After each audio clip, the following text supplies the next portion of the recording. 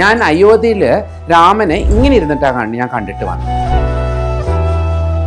ഞങ്ങൾക്ക് ഒരു പേപ്പർ വേണ്ട, ഞാൻ ഈ നാട്ടിലത്തെയാണോ, പേപ്പർ ഇല്ല, ഒന്നും എനിക്ക് ആവശ്യം ഉണ്ടായിരുന്നില്ല. അപ്പം നമ്മൾ പോകുന്ന സമയത്ത് എൻ്റെ കൂടെ എൻ്റെ ഡ്രൈവർ വന്നു, അയാളെ വിട്ടില്ല. നമ്മൾ സ്ട്രെങ്ത് കാണിച്ചാലേ മറ്റുള്ളവർ നമ്മൾക്ക് മര്യാദ തരും. ലോകം മുഴുവനും പോയി ചുറ്റിറ്റൊക്കെ വന്നു കഴിഞ്ഞു, പക്ഷെ ഇന്ത്യ കണ്ടിട്ടില്ല. ഞാനിപ്പോൾ എൻ്റെ ഇൻ്റർവ്യൂ പല സ്ഥലവും കൊടുത്തിട്ടുണ്ട്, കന്നഡയിൽ കൊടുത്തിട്ടുണ്ട്, തമിഴിൽ കൊടുത്തിട്ടുണ്ട്. അതിൻ്റെ അടിയിൽ പോയിട്ട് നിങ്ങൾ കമൻസ് നോക്കൂ, ഇങ്ങനത്തെ ഒരു കമൻറ്റുകളും വൃത്തികെട്ട കമൻറ്റുകൾ വരില്ല. എന്ത് സേഫ്റ്റിയാണ് ഈ ഇന്ത്യയിൽ നമുക്കുള്ളത്? ശരിക്കുള്ള ഒരു ബില്ല് വന്നിട്ട് അതിൻ്റെ കോൺസിക്വൻസ് എന്താണെന്നുള്ളത്, ഞാൻ ഇവിടെ നിങ്ങൾക്ക് കിട്ടിയ ലിബർട്ടീനെ എത്ര പേര് മിസ്യൂസ് ചെയ്തത് എനിക്ക് എണ്ണിക്കുറച്ച് ഞാൻ പറയാം. എൻ്റെ ഇൻ്റർവ്യൂകളെല്ലാം ജയിച്ചത് ഇതുപോലത്തെ ആൾക്കാർ ചെയ്ത തെറ്റുകൊണ്ടാണ്. ഓപ്പറേഷൻ കഴിഞ്ഞ് കുറച്ച് കഴിഞ്ഞപ്പോഴേക്കും എനിക്ക് പെണ്ണാവാൻ ഇഷ്ടമില്ല, എനിക്ക് നീ ആണായാൽ മതി. നമ്മൾക്ക് ഈസി ആയിട്ട് ഉള്ളതിനെ വെട്ടിക്കളയാം, വെട്ടിയതിനെ തിരിച്ചു വെക്കാൻ പറ്റുമോ? നിങ്ങൾക്കൊന്നും അറിയോ, സിംഗപ്പൂരിൽ എനിക്ക് എല്ലാം ദൈവം തന്നിട്ട് നമ്മൾക്ക് അവിടെ ഒരു ഇങ്ങനെ പ്രോബ്ലം ഒന്നും ഇല്ലാത്തൊരു നാടാണ്. പക്ഷെ ആ നാട്ടിൽ ട്രാൻസ് എന്നുള്ളൊരു പേര് പറയാൻ പറ്റില്ല, ബുദ്ധി എന്നുള്ളത് യൂസ് ചെയ്യണം. ഹിജഡാപ്പണിലുള്ള നമ്മുടെ ബദായി വാങ്ങുന്ന അവിടെ ഡൽഹിയിലുള്ള അവർക്ക് ബോയ് ഫ്രണ്ട് പറ്റില്ല, സെക്സ് പറ്റില്ല. മാലിക ആരാണെന്ന് അറിയായിരുന്നു, പക്ഷെ ആ ഇൻ്റർവ്യൂ ആയിരുന്നു എല്ലാവർക്കും. നമ്മുടെ ഈ കേരളത്തിൽ നിന്ന് പോയ ആൾക്കാരാണ് അവിടെ ലീഡ് ചെയ്ത് ഇന്ന് ഹിജഡാപ്പണ്ണാവട്ടെ, ഈ ഡൽഹിയിലാവട്ടെ, എല്ലാവിടെയും ആവട്ടെ, അവരാണ് അതിൻ്റെയൊക്കെ ഹെഡ്.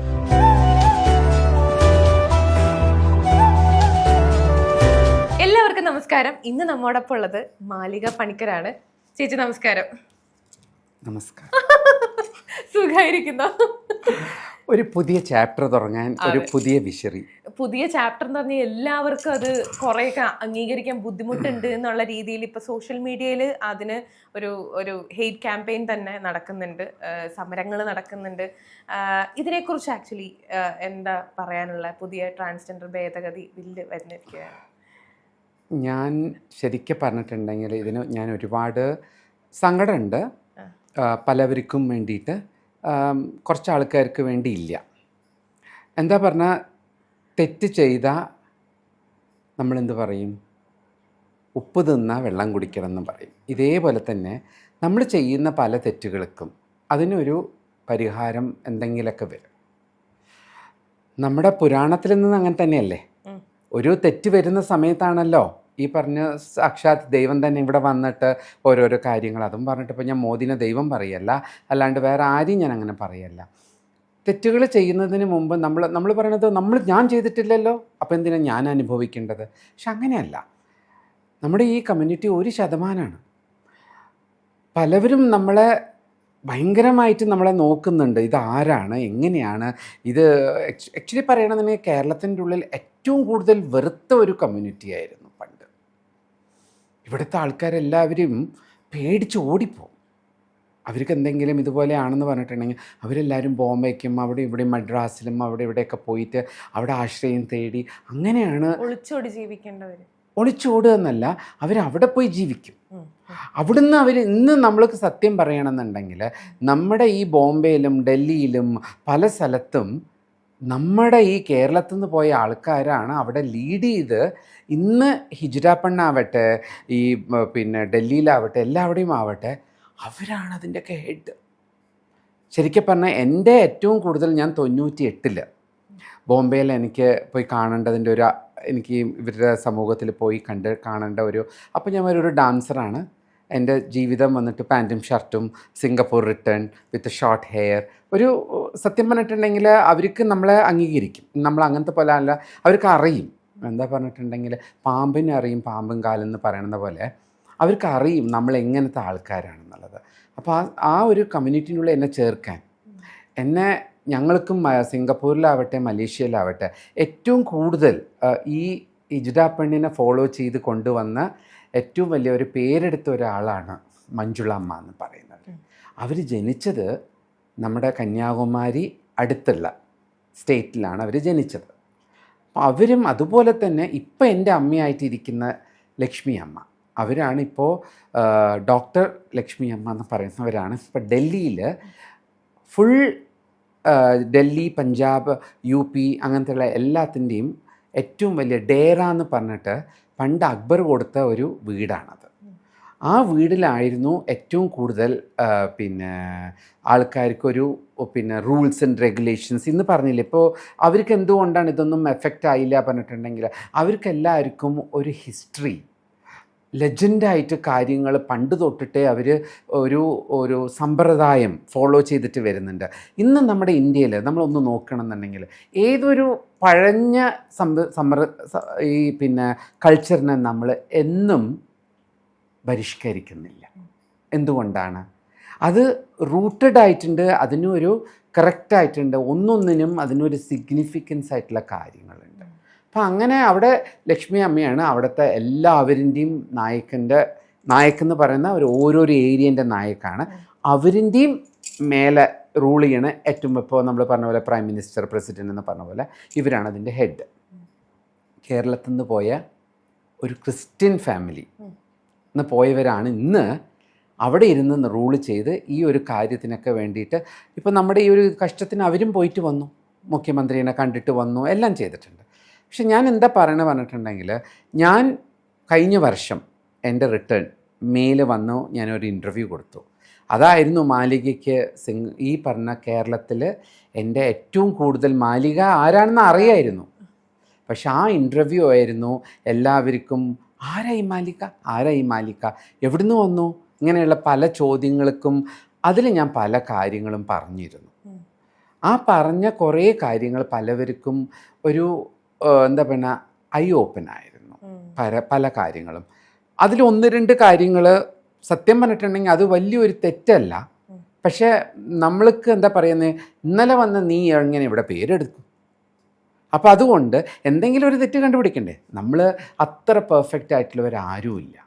അപ്പോൾ അതിൽ നിന്ന് കണ്ടുപിടിച്ചതാണ് ഈ ഒരു അക്കട പക്കട എന്നുള്ളൊരു വാർത്ത എടുത്ത് വെച്ച് എന്നെ വന്ന് കംപ്ലീറ്റ്ലി ഞാൻ ഇതുപോലെ ഇപ്പോൾ ഈ പ്രോബ്ലത്തിൻ്റെ ഉള്ളിൽ വരുന്ന ഈ ഏറ്റവും വലിയ പ്രോബ്ലം എന്താ പറഞ്ഞിട്ടുണ്ടെങ്കിൽ ട്രാൻസ് കമ്മ്യൂണിറ്റീൻ്റെ ഉള്ളിൽ എല്ലാവരും pro operation, going to be operation, don't need to do the operation, different type of പീപ്പിളായിട്ട് നമ്മൾ പിരിച്ചു.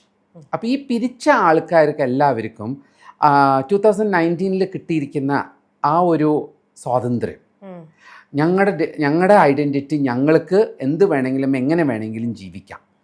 പക്ഷേ നമ്മളൊന്ന് മറന്നുപോയി, 2019 ഇതുപോലെ മീഡിയ ഇത്ര വലിയ ഓപ്പണായിട്ട് എല്ലാവർക്കും കയ്യിൽ ഈ ഫോണിൻ്റെ ഉള്ളിൽ കാണുന്ന പോലെയുള്ള ഒരു അവസരമായിരുന്നില്ല. എല്ലാവർക്കും ഈ നോളജൊന്നും അന്നുണ്ടായിരുന്നില്ല. 2019 തൊട്ട് കഴിഞ്ഞതിന് ശേഷം ഈ മീഡിയ അങ്ങോട്ട് ഡെവലപ്പായി കഴിഞ്ഞപ്പോൾ എല്ലാവർക്കും എല്ലാം മനസ്സിലാവാൻ തുടങ്ങി. അപ്പോൾ എല്ലാവരും എന്തായി പറഞ്ഞിട്ടുണ്ടെങ്കിൽ പിന്നെ ഞാനാണോ മുമ്പ്, നീയാണോ മുമ്പ് എന്ന് പറഞ്ഞിട്ട് ആർക്കാണ് ടെക്നോളജിയും കാര്യങ്ങളും നന്നായിട്ട് അറിയും അവരൊക്കെ മേലെ പൊങ്ങാൻ തുടങ്ങി.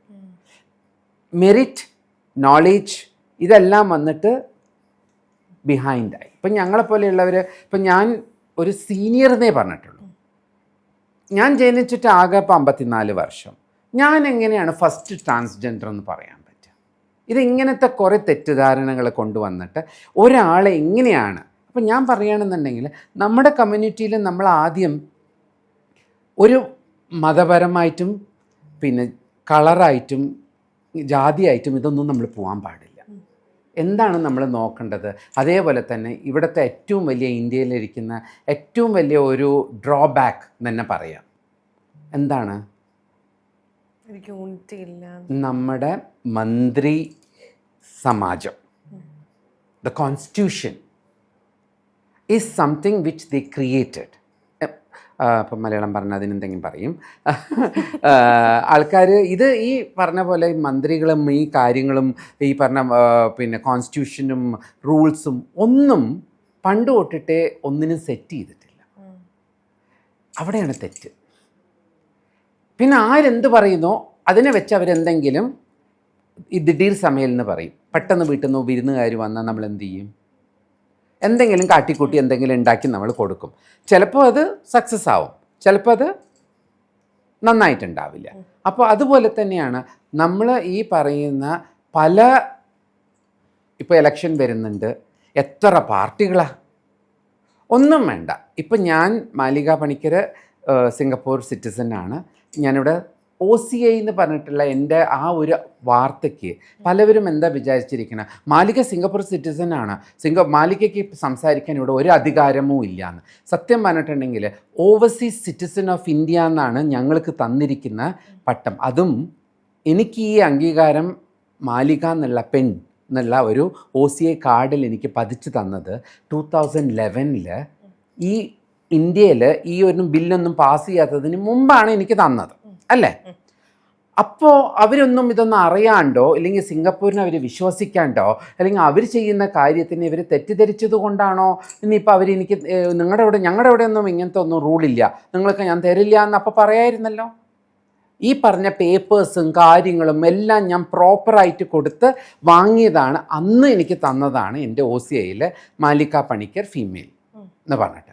അപ്പോൾ എന്തിനും ഒരു പ്രോസസ്സ് ഉണ്ട്. അപ്പോൾ സിംഗപ്പൂരിലും എനിക്ക് വെറുതെ ഒന്നും തന്നിട്ടില്ല. അപ്പോൾ ഒബ്വിയസ്ലി ആൾക്കാർ പറയും എന്താണെന്ന് വെച്ച് കഴിഞ്ഞാൽ, ഞാൻ നേരത്തെ ഇങ്ങനെ ഒരു കാര്യങ്ങളും സർട്ടിഫിക്കേഷനൊക്കെ ഉള്ള ആൾക്കാർക്ക് കുഴപ്പമില്ല, പക്ഷെ ഇനി വരാൻ പോകുന്ന ആൾക്കാർക്കാണ് ഏറ്റവും കൂടുതൽ പ്രശ്നങ്ങൾ വരിക എന്നുള്ളതാണ്. അപ്പോൾ അതിനെന്താ നമ്മൾ ഒരു സൊല്യൂഷനായിട്ട്, നമുക്കിപ്പോൾ ഒരു സൊല്യൂഷൻ ആക്ച്വലി ഇല്ലല്ലോ. സൊല്യൂഷൻ അല്ല ഇതിപ്പോൾ. എന്താ പറഞ്ഞിട്ടുണ്ടെങ്കിൽ നമ്മൾ പറയില്ലേ ഇതിപ്പോൾ പുലി വരുന്നു പറയും. പുലി വന്നിട്ടില്ല. അതൊന്നും ആൾക്കാർ ആദ്യം പറഞ്ഞത് ഇങ്ങനത്തെ ഒരു കുറച്ച് കാര്യങ്ങൾ ഇങ്ങനെയൊക്കെ നമ്മൾ എമെൻമെൻറ്റ് ചെയ്യാൻ പോകണമെന്നൊക്കെയല്ലേ അവർ പറഞ്ഞിട്ടുള്ളൂ. അത് ഫുൾ ബില്ല് പാസ്സായിട്ടില്ല. അതിലിപ്പോൾ പല ചർച്ചകളും പല കാര്യങ്ങളും പോയിക്കൊണ്ടിരിക്കുന്നുണ്ട്, പലവരും സംസാരിക്കുന്നുണ്ട്, എല്ലാം ഉണ്ട്. അപ്പോൾ അതിൻ്റെ ഉള്ളിൽ പലവരും കുത്തിത്തിരിച്ച് ഒരു മിസ്ലീഡിങ് കാണിച്ച് മറ്റുള്ളവരെല്ലാവരും പേടിപ്പിക്കുന്നുണ്ട്.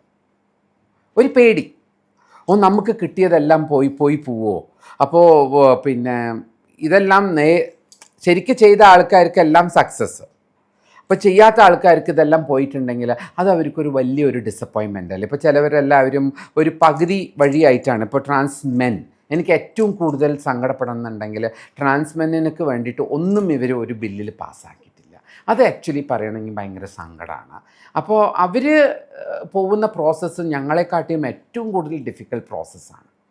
അപ്പോൾ ആ ഒരു പ്രോസസ്സിന് മര്യാദ കൊടുത്തിട്ട് എന്തെങ്കിലും ഒരു ചെറിയ കൺസിഡറേഷനും കാര്യങ്ങളും അവർക്കും വേണ്ടിയിട്ട് അവരെയും ഈ ബില്ലിൻ്റെ ഉള്ളിൽ ഒതുക്കുന്ന മാതിരി, എന്താ പറഞ്ഞാൽ അവർക്ക് പെട്ടെന്നൊന്നും ഒരാണാവാൻ പറ്റത്തില്ല. അവരുടെ ഹോർമോൺസും അവരുടെ മെൻ്റൽ സ്റ്റേറ്റസും അവർക്ക് വെച്ചിരിക്കുന്ന എന്താ പറയുക, നമ്മൾക്ക് ഈസി ആയിട്ട് ഉള്ളതിനെ വെട്ടിക്കളയാം. വെട്ടിയതിനെ തിരിച്ച് വയ്ക്കാൻ പറ്റുമോ? പറ്റത്തില്ല. അപ്പോൾ അതെല്ലാം ഒരു വലിയ ഡ്രോബാക്കാണ്. ഇപ്പോൾ ബ്രസ്റ്റ് ഉണ്ട്, കളഞ്ഞു, നമുക്ക് ചെസ്റ്റ് നോർമലാക്കാം. വജനയുടെ അവിടെ നിങ്ങൾ എങ്ങനെയാണ് പിന്നെ പീനസിനെ ക്രിയേറ്റ് ചെയ്യണം പറഞ്ഞാൽ അത് വളരെ ഒരു പ്രോസസ്സാണ്. അതൊരു സയൻസ് കണ്ടുപിടിച്ചിരിക്കുന്ന ഒരു വലിയൊരു എന്താ പറയുക, ഇങ്ങനത്തെ മനസ്സിനെ അറിഞ്ഞ ഡോക്ടേഴ്സും ഇപ്പം അങ്ങനത്തെ ആൾക്കാർക്കും വേണ്ടി ചെയ്ത ഒരു വലിയൊരു വരപ്രസാദമാണ്. അത് നമ്മൾ ടൈം എടുത്ത് പോണതിന് മുമ്പ് നിങ്ങൾ ഈ 2019 ഉള്ളിൽ നിന്ന് എത്ര പേർക്കാണ് അത് ശരിക്കുള്ള പ്രോസസ്സ് ഒരാൾക്ക് കഴിഞ്ഞ് വരാൻ അറ്റ്ലീസ്റ്റ് 10 പൈസയും വേണ്ടേ? ഭയങ്കര എക്സ്പെൻസീവ് അവർക്ക്. അപ്പോൾ ഈ പ്രോസസ്സ് ചെയ്യാൻ നമ്മളെക്കാട്ടിയും ഭയങ്കര പൈസ വേണം അവർക്ക്. അപ്പോൾ അതെല്ലാം എടുക്കേണ്ട എവിടെ നിന്ന് കിട്ടും? കുടുംബത്തിൽ നിന്ന് വെളിയിലാക്കി അവരിങ്ങനെയോ വർക്ക് ചെയ്യുന്നുണ്ട്. പല ഡിഫിക്കൽട്ടിയും കൊണ്ടാണ് അവർ ഈ സമൂഹത്തെ. നമ്മൾ വിചാരിക്കും ഞങ്ങൾക്ക് പിന്നെയും രാത്രി ഇറങ്ങി നടക്കാം, അവർക്ക് നടക്കാൻ പറ്റത്തില്ല. എന്താ പറഞ്ഞാൽ അവർ ഓപ്പറേഷൻ കഴിഞ്ഞ് അവർ വെളിയിൽ കാണാൻ മാത്രമാണ് ആണായിട്ടുള്ളത്. പക്ഷെ അവർ ശരിക്കും പറഞ്ഞിട്ടുണ്ടെങ്കിൽ അവർ ഉള്ളിൽ തിരിച്ചും ഒരു പെണ്ണിൻ്റെ ഉരുപ്പാണ് അവർ വെച്ചിരിക്കുന്നത്. അപ്പോൾ എന്ത് സേഫ്റ്റിയാണ് ഈ ഇന്ത്യയിൽ നമുക്കുള്ളത്? രാത്രി അവർ ഇത് ട്രാൻസ്മെൻ്റാണെന്ന് അറിഞ്ഞിട്ടും അവർക്ക് എന്താണ്, അവർ ഓപ്പറേഷൻ കഴിഞ്ഞില്ല അതൊക്കെ വേറെ കാര്യം. അപ്പോഴും അവർക്കത് ധൈര്യമായിട്ട് നൈറ്റ് പോയിട്ട് നൈറ്റ് ഡ്യൂട്ടി ചെയ്യാനും നൈറ്റിൽ ആൾക്കാരൊന്നും ഇല്ലാണ്ട് തനിയെ പോകാൻ പറ്റുമോ? അപ്പം എങ്ങനെയാണ് പുതിയ ആൾക്കാർക്ക് വരുന്ന ബുദ്ധിമുട്ടുകൾ? എങ്ങനെയാണ് പുതിയ ആൾക്കാർക്ക് വരുന്നത് എന്താ പറഞ്ഞിട്ടുണ്ടെങ്കിൽ അതന്നെ ഞാൻ പറയാൻ വന്നത്. ഈ പറഞ്ഞ കുറേ കിട്ടിയ ഒരു സ്വാതന്ത്ര്യം മിസ്യൂസ് ചെയ്ത് നമ്മളെന്താ വിചാരിക്കുന്നത്, ഗവൺമെൻറ് വന്ന് പൊട്ടന്മാരാണ്. എന്തുകൊണ്ട്? ഈ പറഞ്ഞ മീഡിയയിൽ നമ്മൾ കാണിക്കുന്നതൊക്കെ നമ്മൾ ഈ പൊതുസമൂഹത്തിലുള്ള ആൾക്കാർ കണ്ട് ചിരിക്കാനും കളിക്കാനാണ് ഈ ഇതൊക്കെയാണെന്ന് അവരെല്ലാവരും വിചാരിച്ചുകൊണ്ടിരിക്കുന്നത്. ഓരോരോ ഇൻ്റർവ്യൂകളും ഓരോരോ ആൾക്കാർ കാണിക്കുന്ന ഓരോരോ ഇൻസ്റ്റാഗ്രാം ആവട്ടെ, ടിക്ടോക്ക് ആവട്ടെ, ഏതൊരു ആപ്പിലാവട്ടെ, എല്ലാം ബിഗ് ബോസ് ആവട്ടെ, ഇതെല്ലാം ഭയങ്കരമായിട്ട് അവർ ഒരു ആൾക്കാരെ വെച്ച് നോക്കുന്നുണ്ട്. ഓരോരോ പോയിൻറ്സും ഓരോരുത്തരുടെ അടുത്തു നിന്നും അവർ ശേഖരിക്കുന്നുണ്ട്. പിന്നെ കുറച്ച് ഇപ്പോൾ എൻ്റെ അടുത്ത് ഇന്നലെ ഒരാൾ വിളിച്ചെന്നോട് പെട്ടെന്ന് പറഞ്ഞു, നീ എന്തിനാ ഇതിനെ സപ്പോർട്ട് ചെയ്യാത്തത്, നീ എന്തിനാ ഇങ്ങനെ പിന്നെ you are not giving full minded, why നീ ഇങ്ങനത്തെ കാര്യം. സി, എൻ്റെ കാര്യം പ്രകാരം ഞാൻ സപ്പോർട്ട് ചെയ്യണമെന്ന് പറഞ്ഞിട്ടുണ്ടെങ്കിൽ അത് ശരിക്കുള്ള ഒരു ബില്ല് വന്നിട്ട് അതിൻ്റെ കോൺസിക്വൻസ് എന്താണെന്നുള്ളത്, ഞാനിവിടെ നിങ്ങൾക്ക് കിട്ടിയ ലിബർട്ടീനെ എത്ര പേര് മിസ്യൂസ് ചെയ്തത് എനിക്ക് എണ്ണിക്കുറച്ച് ഞാൻ പറയാം. എൻ്റെ ഇൻ്റർവ്യൂകളെല്ലാം ജയിച്ചത് ഇതുപോലത്തെ ആൾക്കാർ ചെയ്ത തെറ്റുകൊണ്ടാണ്, അല്ലേ? നിങ്ങൾക്ക് ഓപ്പറേഷന് തന്നു ഒരാൾക്ക് പിന്നെ പെണ്ണായി മാറാൻ. ഓപ്പറേഷൻ കഴിഞ്ഞ് കുറച്ച് കഴിഞ്ഞപ്പോഴേക്കും എനിക്ക് പെണ്ണാവാൻ ഇഷ്ടമില്ല, എനിക്ക് നീ ആണായാൽ മതി. അങ്ങനെ ഉണ്ടായിട്ടുള്ള സംഭവം ഉണ്ട്. എനിക്ക് അവരുടെ പേര് പറഞ്ഞിട്ട് അവർക്ക് ഞാൻ പബ്ലിസിറ്റി, അതാണിപ്പോൾ ഏറ്റവും വലിയ ചർച്ച. അവർ വന്നിട്ടാണ് നമ്മളോടൊക്കെ ശണ്ട കൂടുന്നത്. എന്നിട്ട് പറയണത് എന്തെങ്കിലും ഞാനൊന്ന് പറഞ്ഞു കഴിഞ്ഞാൽ, മാലിക വന്ന് ഓപ്പറേഷൻ ചെയ്ത് സെറ്റിലായി, നിനക്ക് പൈസയുണ്ട്, നിനക്ക് നീ ഇവിടുത്തെ ആളല്ല, ഇങ്ങനെയെല്ലാം പറഞ്ഞ് എന്നെ ഒരുപാട് ഹേർട്ട് ചെയ്യുന്നുണ്ട്. നിങ്ങൾക്കൊന്ന് അറിയോ, സിംഗപ്പൂരിൽ എനിക്ക് എല്ലാം ദൈവം തന്നിട്ട് നമ്മൾക്ക് അവിടെ ഇങ്ങനെ പ്രോബ്ലം ഒന്നും ഇല്ലാത്തൊരു നാടാണ്. പക്ഷെ ആ നാട്ടിൽ ട്രാൻസ് എന്നുള്ളൊരു പേര് പറയാൻ പറ്റില്ല. ഞങ്ങളവിടെ ട്രാൻസ് ഇല്ല. അവിടെ ആണ് പെണ്ണ് പോകുന്ന പ്രോസസ്സിൽ നിങ്ങൾ എന്താണോ അത് നിങ്ങളുടെ വഴിയാണ്. അവിടെ നിങ്ങൾക്ക് ഐഡൻറ്റിറ്റി ചോസ് ചെയ്യാൻ രണ്ടേ ഉള്ളൂ. അതുകൊണ്ടാണ് ഞാൻ ആദ്യം സിറ്റിസൺ ആയിട്ട് എൻ്റെ പഴയ പിന്നെ രൂപത്തിൽ തന്നെ ഞാൻ സിറ്റിസനായി വീട് വാങ്ങി, അത് കഴിഞ്ഞിട്ട് ഞാൻ ഡിക്ലെയർ ചെയ്തുള്ളൂ. അപ്പോഴേക്കും എനിക്ക് 39 വയസ്സായി. എന്നോട് പലവരും പറഞ്ഞു, നിനക്കൊക്കെ വന്നിട്ട് 39 വയസ്സിൽ പോയിട്ട് നീ ചെയ്യാൻ, നിനക്ക് അത്രയും കാലം എന്തിനാ വെയിറ്റ് ചെയ്തത്, ഇത്രയും കാലം നീ ആണായിട്ടല്ലേ ജീവിച്ചത്. ബുദ്ധി എന്നുള്ളത് യൂസ് ചെയ്യണം. നിങ്ങൾക്ക് കിട്ടുന്ന അംഗീകാരം, ഞാൻ സിറ്റിസൺ കിട്ടുന്നതിന് മുമ്പ് ഞാൻ എൻ്റെ ഐഡൻറ്റിറ്റീനെ ഞാൻ വെളിപ്പെടുത്തിയതായിരുന്നുണ്ടെങ്കിൽ ഇന്ന് എനിക്ക് സിംഗപ്പൂരിൽ സിറ്റിസൺഷിപ്പ് കിട്ടിയിട്ടുണ്ടാവില്ല. ഈ പെണ്ണെന്നുള്ള എനിക്കൊരു പാസ്പോർട്ടും കിട്ടിയിട്ടുണ്ടാവില്ല. വൺസ് സിറ്റിസൺഷിപ്പ് ആയതിനു ശേഷം ഞാൻ ഇതെല്ലാം ചേഞ്ച് ചെയ്തപ്പോൾ അവർക്ക് ഒരു സങ്കടം ഉണ്ടായിരുന്നില്ല. എന്താ പറഞ്ഞിട്ടുണ്ടെങ്കിൽ ദാറ്റ് ഈസ് ദ റൂൾ. സിറ്റിസൺസിന് കൊടുക്കുന്ന ആ ഒരു റൂളാണ്. അപ്പോൾ പേഷ്യൻസ്, എന്തെങ്കിലും ഒന്ന് കിട്ടണം എന്നുണ്ടെങ്കിൽ പേഷ്യൻസ്. അപ്പോൾ എല്ലാ മനുഷ്യരും ഒരേപോലെ ആയിരിക്കില്ല. ഇപ്പം നമുക്കും ആ പേഷ്യൻസിൻ്റെ ലെവൽ അങ്ങോട്ടും ഇങ്ങോട്ടും കുറഞ്ഞു കൂടിയൊക്കെ വരും.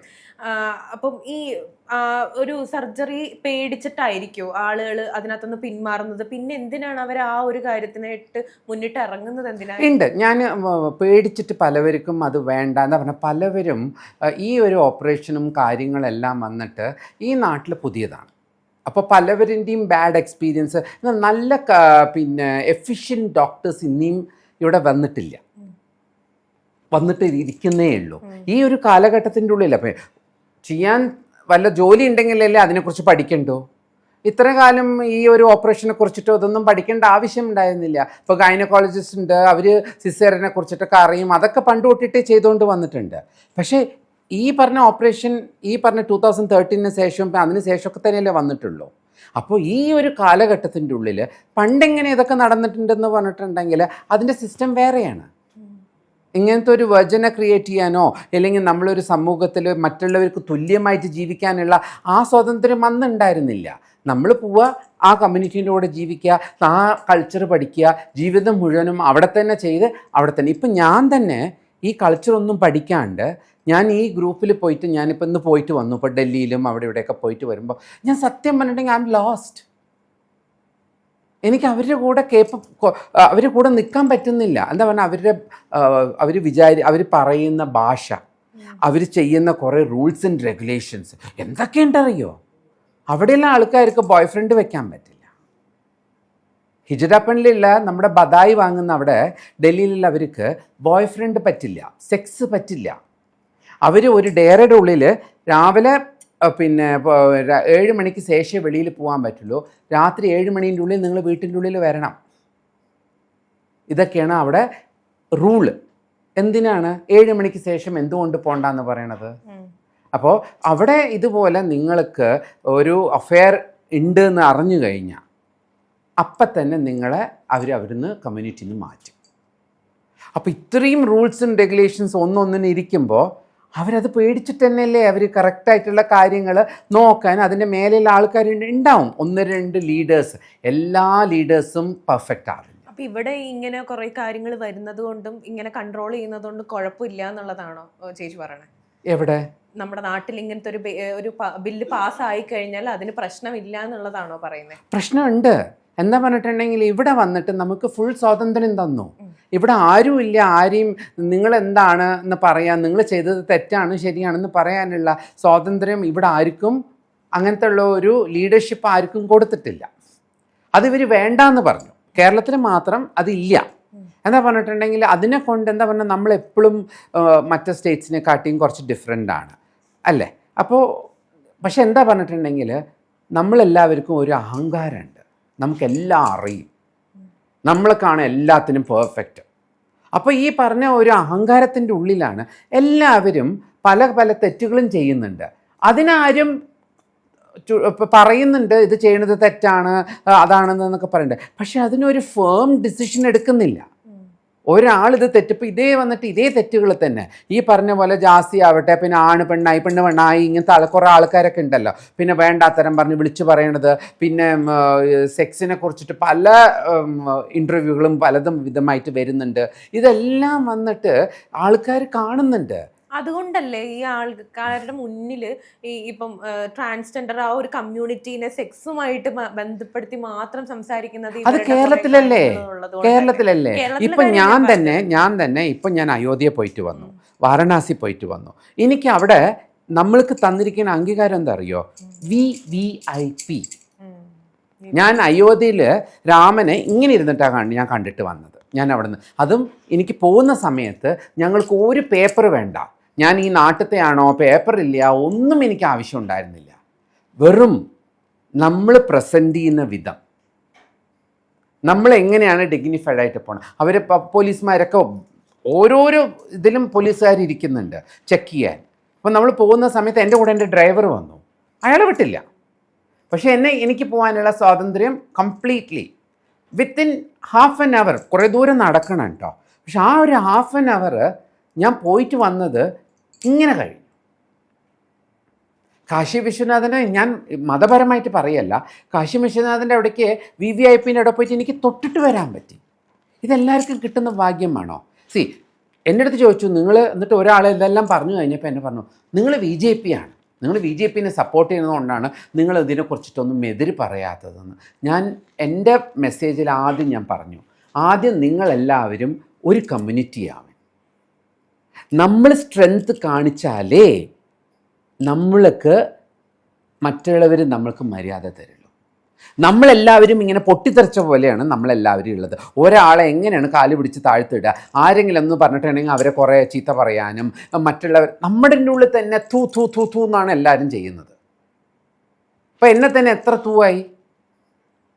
അപ്പോൾ എനിക്ക് എങ്ങനെ മനസ്സ് വരും നിങ്ങളെപ്പോൾ എനിക്ക് സഹായിക്കും? ഞാൻ അവിടുന്ന് എൻ്റെ നാട്, ഞാൻ ജീവിതത്തിൽ തനിച്ച് ജീവിച്ച് സങ്കടപ്പെട്ട് എനിക്കിന്ന് ജീവിക്കേണ്ട, എൻ്റെ അടുത്തുള്ളതെല്ലാം ഞാൻ നാട്ടിൽ വന്നിട്ട് എനിക്ക് മറ്റുള്ളവർക്ക് കൊടുത്ത് ജീവിക്കണം, എനിക്കെല്ലാം ഞാൻ എന്തൊക്കെ എൻ്റെ ജീവിതത്തിൽ ഞാൻ അച്ചീവ് ചെയ്യാൻ പറ്റിയില്ലയോ. ലോകം മുഴുവനും പോയി ചുറ്റിട്ടൊക്കെ വന്നു കഴിഞ്ഞു. പക്ഷേ ഇന്ത്യ കണ്ടിട്ടില്ല ഞാനിന്ന്. എൻ്റെ ചെറുപ്പത്തിലുണ്ടായിരുന്ന ഈ കേരളത്തിൽ ഏറ്റവും എത്ര വയസ്സ്, എൻ്റെ അമ്മ 12 വയസ്സിൽ എനിക്ക് മരിച്ചു. പക്ഷേ ഞാൻ എൻ്റെ 10ാം ക്ലാസ് കഴിഞ്ഞ് ഞാൻ കലാക്ഷേത്രയിൽ പോയി ജോയിൻ ചെയ്തു. അപ്പോൾ എന്ത് വയസ്സാണ്? 17 വയസ്സ്.